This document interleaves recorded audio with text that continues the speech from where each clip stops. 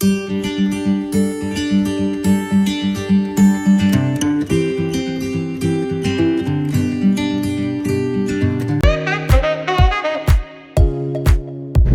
Morning दोस्तों। मैं फिरोजाबाद आया हुआ था, जिसे चूड़ियों की नगरी कहा जाती है। तो यहाँ मैं रात को रुका और यहाँ पे ऐसा कुछ घूमने के लिए नहीं था, मैं घूमने नहीं आया था। मेरे को एक्चुअली आगे निकलना है शौर्यपुर में, और शौर्यपुर और बटेश्वर दो तीर्थ हमारे आज की डेट में शामिल है, तो वो करवाऊँगा आपको।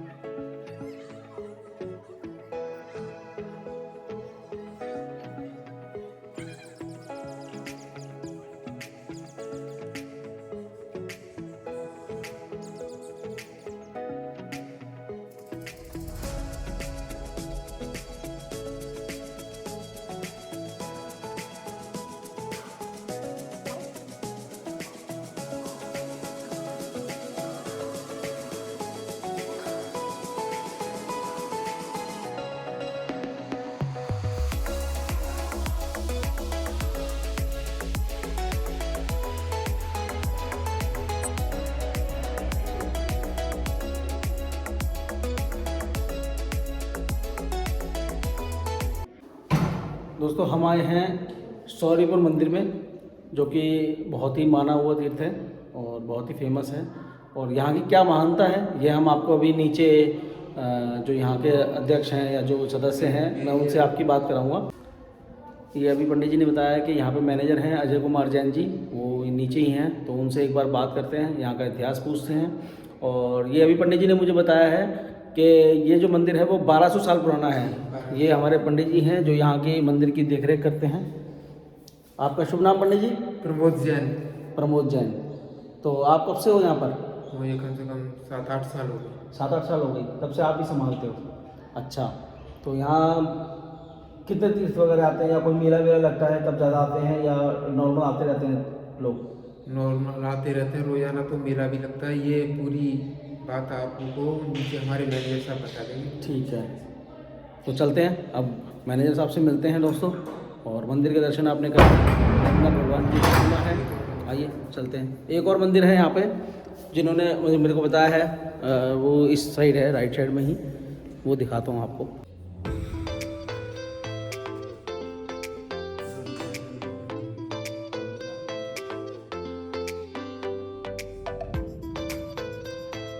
दोस्तों ये सेकंड मंदिर है, सामने ही आमने सामने है। एक नेमिनाथ भगवान का उधर है, और ये है यहाँ पे, यहाँ भी नेमिनाथ भगवान का ही है।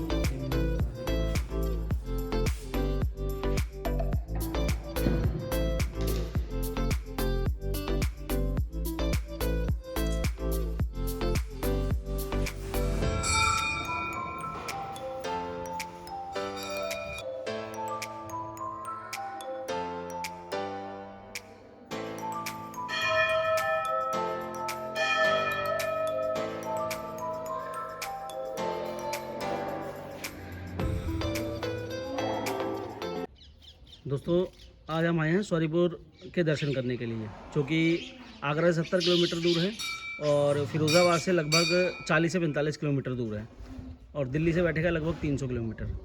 तो ये आज हमारे संग हैं यहाँ के मैनेजर साहब, आप यहाँ के मैनेजर साहब श्री अजय कुमार जी जैन। तो ये हमें यहाँ की मान्यता, यहाँ के तीर्थ के बारे में बताएंगे, कितने साल पुराना मंदिर है और क्या इसका महत्व है, बताइए साहब। ये अपने क्षेत्र का पूरा नाम है शौर्यपुर बटेश्वर दिगंबर जैन सिद्ध क्षेत्र। सिद्ध क्षेत्र इसलिए कहलाता है क्योंकि यहाँ से 3 मुनिराजों को सिद्ध गति प्राप्त हुई। धन्य मुनिराज, यम मुनिराज और बिमलासुत अलस मुनिराज। इन तीनों मुनिराजों को सिद्ध गति प्राप्त होने के कारण अपना ये क्षेत्र सिद्ध क्षेत्र कहलाता है। और क्या हुआ, यहाँ पर नेमिनाथ भगवान के 2 कल्याणक हुए, गर्भ और जन्म। और क्या हुआ, यहाँ पर एक जो है मुनिराज हुए जिनका नाम सुप्रतिष्ठ था, उनको केवल ज्ञान प्राप्त हुआ। सुप्रतिष्ठ? हाँ, ऐसे 4 कल्याणकों की भूमि है। पहले मुनिराज, पहले तो 3 मुनिराजों को सिद्ध गति प्राप्त होना, नेमिनाथ भगवान के 2 कल्याणक होना, और जो है सुप्रतिष्ठ मुनि को केवल ज्ञान होना। ऐसे ये 4 कल्याणकों की भूमि है। यहाँ पर अपने 2 मंदिर हैं शौरीपुर के अंदर। एक मंदिर का नाम है शंख ध्वज, एक मंदिर का नाम है बरुआ मठ। बरुआ मठ मंदिर के बारे में जो है मान्यता है कि ये दोस्तों, मंदिर ये- जो है देवों द्वारा ये बरुआ मठ है। बरुआ मठ मंदिर के द्वारा मान्यता है कि ये देवकृत मंदिर है। बताते हैं कि 1667 विक्रम संवत 1667 में इतिहासकारों ने जाना है कि ये नेमिनाथ भगवान का जन्म और गर्भ कल्याणक क्षेत्र है।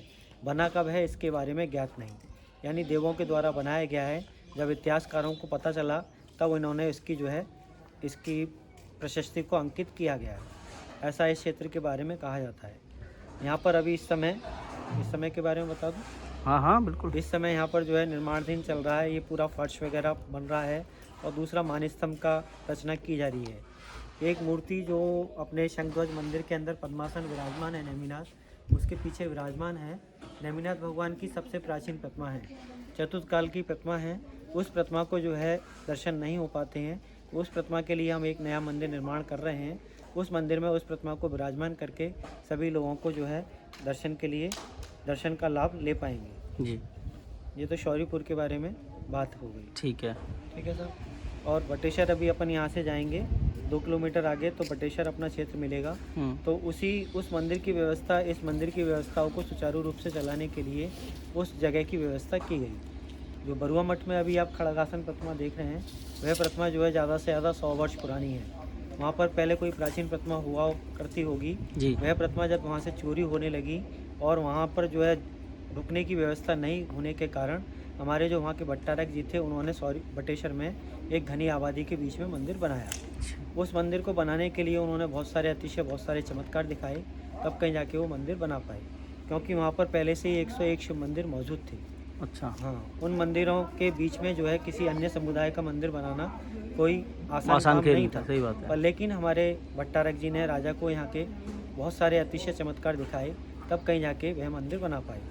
तो अतिशय में सबसे पहले तो राजा के यहाँ हमारे जो भट्टाचार्य थे, जब उन्होंने राजा से अनुरोध किया कि भाई हमारे वहाँ पर शौरीपुर में व्यवस्थाएं थोड़ी ख़राब हो रही हैं। एक तो वो बीचों बीच जंगल के बीचों बीच मंदिर है और उस मंदिर से मूर्तियाँ चोरी हो रही हैं और वहाँ जो यात्री हैं, आगंतुक हैं, वो वहाँ पर जाने से डरते हैं। तो आप हमें एक थोड़ी सी जगह यहाँ पर एक घनी आबादी के बीच में एक जगह प्रदान करें, जिससे हम वहाँ पर जाने के लिए यात्रियों को थोड़ी बहुत सुविधाएं दे सकें और शौरीपुर की विरासत को सुरक्षित रख सकें। पर लेकिन राजा ने उनकी बात को स्वीकार नहीं किया, उनके अनुरोध को नहीं माना। पर लेकिन फिर भी हमारे भट्टारक जी लगे रहे कि कभी ना कभी में हम अपनी बात को जो है मनवा कर रहेंगे। और एक दिन ऐसा ही हुआ, राजा के दरबार में वो बैठे होते हैं। राजा उनसे पूछता है कि आज कौन सी तिथि है। तिथि के बारे में सब जानते ही हैं, तिथि माने डेट। आज वो पूछते हैं कि आज तिथि कौन सी है, तो उन्होंने बताया कि आज पूर्णिमा है, पर लेकिन थी उस दिन काली अमावस की अंधेरी रात। तो इस बात को सुनकर जितने भी राज दरबारी थे वो सुनकर बड़े खुश हो गए कि ये भट्टारक जी हैं जो अपने आप को बड़े विद्वान समझते हैं, बड़ा जो है अपने आप को ज्योतिषाचार्य समझते हैं और एक छोटी सी बात को गलत बता रहे हैं। आज राजा इनको अच्छे से डांट लगाएगा। पर लेकिन जैसे ही उनसे कहा गया कि भाई भट्टारक जी क्या कहते हैं, आज तो आप जो है पूर्णिमा बता रहे हैं, लेकिन है आज काली अमावस की अंधेरी रात। तो हमारे भट्टारक जी ने बड़े ही सहज ढंग से अपनी गलती को स्वीकार किया कि भाई मेरे मुंह से गलती से निकल गया है, लेकिन फिर भी मैं इस जो है काली अमावस की अंधेरी रात में आपको पूर्णिमा के दर्शन करा सकता हूँ। वो तो इंतज़ार कर रहे थे कि कब मुझे अपनी शक्तियों का प्रदर्शन करने का मौका मिले और मैं राजा से अपनी मुँह मांगी जो है इनाम ले सकूँ। तब उन्होंने कहा, जब जैसे ही उन्होंने कहा कि भाई हम जो है दर्शन करा सकते हैं पूर्णिमा के, तब एकदम सारे राज दरबारी एकदम चिल्ला उठे और बोले कि भैया जब ऐसा कर सकते हो तो करते क्यों नहीं, फिर इंतजार किस बात का है। तब उन्होंने जो है एक कांसे की थाली ली और चमका के अपने मंत्रों के द्वारा यहाँ के नवोमंडल में स्थापित किया और जो है 12 कोस की पर्दी यानी 40 किलोमीटर तक पूरे राजघराने को चंद्रमा के दर्शन कराए। अच्छा। जब इस प्रकार का चमत्कार, इस प्रकार का अतिशय सब लोगों ने देखा तो उनको लगने लगा कि भैया इन भट्टारक जी को किसी आज्ञा और किसी जगह की आवश्यकता नहीं है, ये तो वैसे ही अपने आप मंदिर बना लेंगे। तब उनको लगने लगा तो उन्होंने कहा कि चलो भट्टारक जी हम आपको जगह तो देंगे, लेकिन हमारी एक शर्त है। हमारी एक शर्त है कि हमारा एक व्यक्ति नदी किनारे खड़े होकर पत्थर फेंकेगा, जहाँ पत्थर गिरेगा वहाँ पर आपको जगह दी जाएगी। उनका सीधा सीधा आशय ये था कि भाई इस लाइन से ये हट जाए, क्योंकि वो यदि कोई छोटा सा भी बच्चा नदी किनारे ऊपर खड़े होकर पत्थर फेंकेगा तो पत्थर जो है बिल्कुल नदी के बीचों बीच जाएगा, या बहुत शक्तिशाली फेंकता व्यक्ति तो नदी के उस पार जाता, तो स्थिति वही होती। पर लेकिन हमारे भट्टारक जी भी इस बात को बड़े ही सहज ढंग से मान गए कि राजा जी केवल आप तो जो है जगह और आज्ञा अपनी प्रदान करें, आप जैसा देंगे, जैसा आप कहेंगे वहाँ पर हम मंदिर बनाएंगे। तो ठीक ऐसा ही हुआ। उन्होंने एक दिन निश्चय कर लिया था और कहा तो था कि उन्होंने हमारा एक व्यक्ति, लेकिन पूरे राजघराने ने या जो भी वहाँ से पत्थर फेंकने का प्रयास कर सकता था उसने वहाँ से पत्थर फेंकने का प्रयास किया, उस किनारे से आगे पत्थर को नहीं हटा सका। ये दो चमत्कार हुए मंदिर की नींव में। मंदिर को बनाने से पहले ये जो चमत्कार देख पाए, तब जाके कहीं आके मंदिर की नींव गिर सकी। और फिर मंदिर जब हमारे जो भट्टारक जी थे, उनका नाम था जिनेंद्र भूषण, उनके शिष्य थे भवानी दास। उन्होंने बताते हैं उन्होंने शाम को आज्ञा दी और सुबह तक पूरा भगवान का गर्भगृह तैयार हो चुका था। अच्छा जी। हाँ, जितने भी बटेश्वर के अंदर जितनी भी प्रतिमाएं विराजमान हैं, सारी शौर्यपुर से लाकर विराजमान की गई हैं। अच्छा। पर लेकिन अब उनके पास समस्या आई मूल नायक भगवान की, क्योंकि मूल नायक भगवान हमेशा विशेष दर्जे से अलंकृत रहते हैं। ऐसा नहीं होता है कि किसी मंदिर से आप उठाकर लाएं और उनको मूल नायक भगवान का दर्जा दें। तब उन्होंने जो है देवों द्वारा आह्वान किया है और तप किया है और अपने तप के द्वारा देवपात सिद्धि को प्रकट किया। और ये जो प्रतिमा देख रहे हैं वहाँ पर मूल नायक भगवान की, ये प्रतिमा सीधी जो विराजमान थी महुआ में। यहाँ से जाएंगे आप झांसी, झांसी से चलते हैं कानपुर की तरफ तो पड़ता है महोवा। महुआ, महुआ, महुआ नहीं महोवा। महुआ, महुआ में ये प्रतिमा विराजमान थी, सीधी आकाश मार्ग से उड़ती हुई हमारे यहाँ पर आकर विराजमान हो गई। हाँ, ये बात प्रामाणिक है। ऐसी बात नहीं है कि जैसे हम बता रहे हैं कि हवा में बात हो कि आकाश मार्ग से आई है। ये बात प्रामाणिक है, क्योंकि मूर्ति के ऊपर आप जो पढ़ेंगे उस पर प्रशस्ति में लिखा हुआ है कि विक्रम संवत 1224 में राजा जलण ने इनको महुआ में प्रतिष्ठित करवाया है, ऐसा मूर्ति के ऊपर लिखा है। और अपना ये मंदिर बना है 1823 में। करीब 500 वर्ष महुआ के अंदर विराजमान रहे हैं। 500 वर्ष का बहुत लंबा समय होता है। आज भी आप महुआ पहुंच जाएं तो महुआ के लोग आपको कहते हुए मिल जाएंगे कि जो मणिया देव थे वो उड़कर बटेश्वर पहुंच गए। इनका नाम मणिया देव था। जितने भी लोग वहाँ पर रहा करते थे सब लोग इनको मणिया देव के नाम से पूछते थे, चाहे वो किसी भी समुदाय से संबंध रखते हों। मणिया देव भी नाम ऐसे ही नहीं रखा गया। ये जो पूरी प्रतिमा देख रहे हैं, पूरी प्रतिमा मणि की है, जिसके ऊपर आप चेक करते हैं सोना असली है कि नकली है। उस पूरे कसौटी वाले पाषाण की ये प्रतिमा है। और प्रतिमा भी बड़ी अतिशयकारी है। प्रतिमा पर जो निशान दिखाई दे रहा है हाथ पे, कलाई पे, उस निशान के बारे में वर्णन आता है कि शत्रु ने प्रहार किया। शत्रु कौन रहा? मुगलकालीन शासक में औरंगजेब एक ऐसा शासक रहा जिसने बहुत सारे मंदिर, बहुत सारी प्रतिमा को तोड़ने का प्रयास किया है।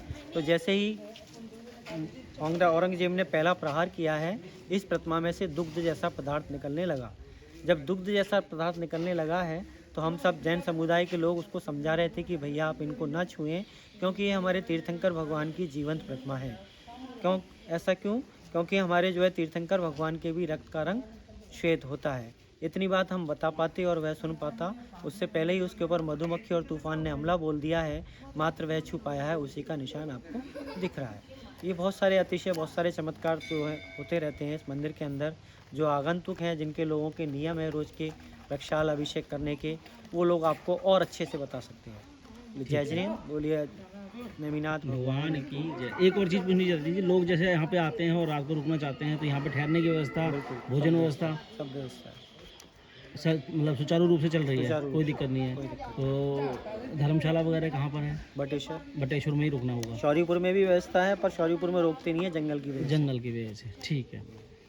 जब बटेश्वर में पूरा भर जाता है तब शौर्यपुर में भेजते हैं। अच्छा, शौर्यपुर में यहाँ भी 5 कमरे, एक किचन, एक हॉल, बहुत बढ़िया बने हुए हैं। ठीक है। और बाकी रुकने का व्यवस्था जो है, भोजन का व्यवस्था जो है वो बटेश्वर में। ठीक है, धन्यवाद।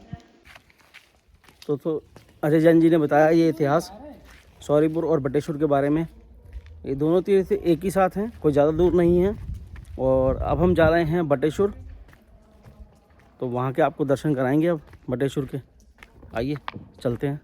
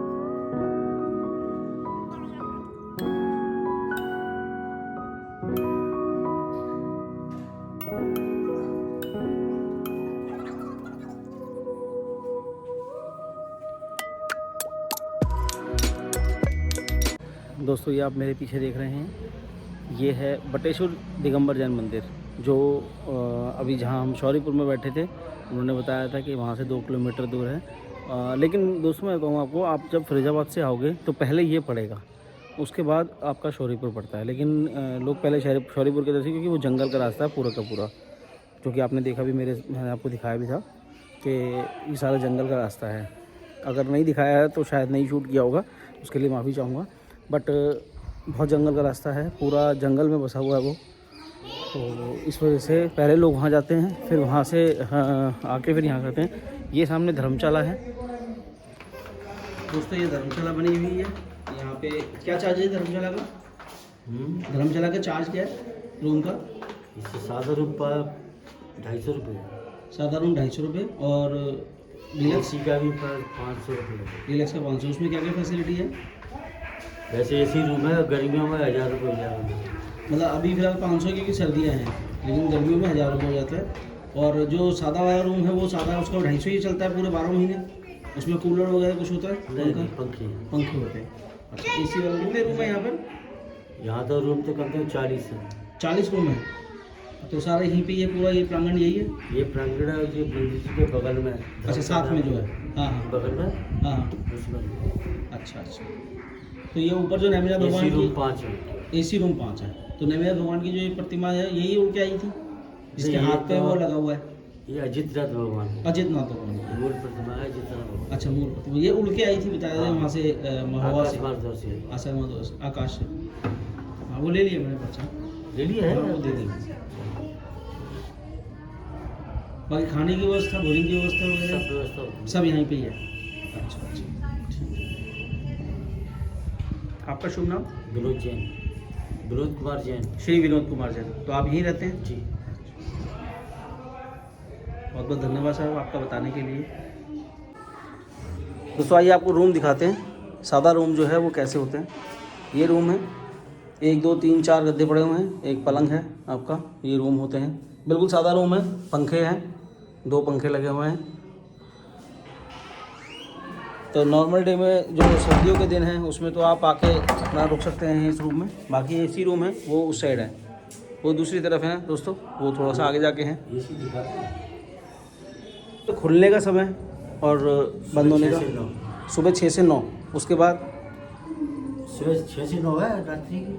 अच्छा, रात्रि 6 से, सुबह 6 बजे खुल जाता है, रात्रि 9 बजे तक खुला ही रहता है। अच्छा, मतलब बढ़ता नहीं है। ठीक है, रात को 9 बजे तक। क्षेत्रों पर सभी ऐसी है। हाँ हाँ, वो तो है। नहीं, थोड़ा सा आगे जाके है ना, तो लोग आते हैं नहीं आते, वो अलग चीज़ हो जाती है ना। सही बात है। हाँ, तो इसलिए दोस्तों आगरा से 70 किलोमीटर दूर है, मैंने बताया था जैसा कि आपको। और दिल्ली से 300 किलोमीटर लगभग पड़ता है ये।